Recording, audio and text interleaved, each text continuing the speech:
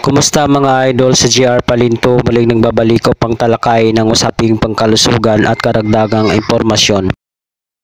Ngayon ang tatalakay natin ay ang puno na sinasabing mas mahal pa sa ginto. At ito umano ang Wood of God. Ang punong ito ay gamit upang makagawa ng masamyong insenso at hindi madali ang pagproseso dito. Halina't ating alamin ang agar wood.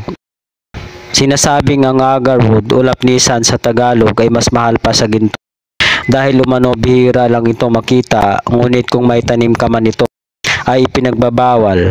Mantakin mo kung mayroon ka nitong tanim, halimbawa na lang kung ang ginto ay may 1,000 peso per gramo. Kung magbenta ka ng lapnisan ay siguradong malaking pera ang aabutin nito.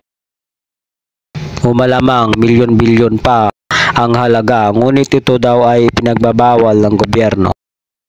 Pwede ka naman magtanim pero bawal mo itong putulin. Bakit nga ganun kahalaga ang lapnisan o agar wood?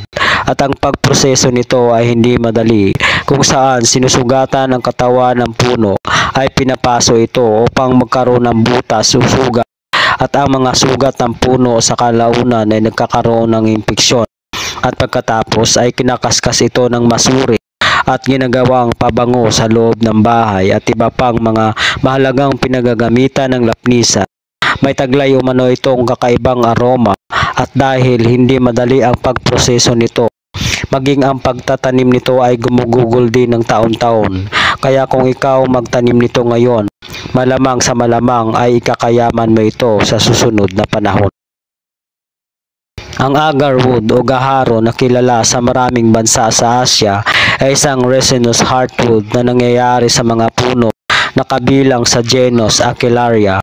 Ang Aquilaria tree ay isang mabilis na lumalago, subtropical na puno ng kagubatan na may saklaw ng populasyon mula sa Himalayan foothill ng Timog Asya, sa buong Timog Silangang Asya at hanggang sa mga rainforest ng Papua New Guinea. Lumalaki ito sa mga elevation mula sa ilang metro sa ibabaw ng antas ng dagat hanggang sa humigit kumulang 1,000 metro na may humigit kumulang 500 na metro, pinaka-perpekto.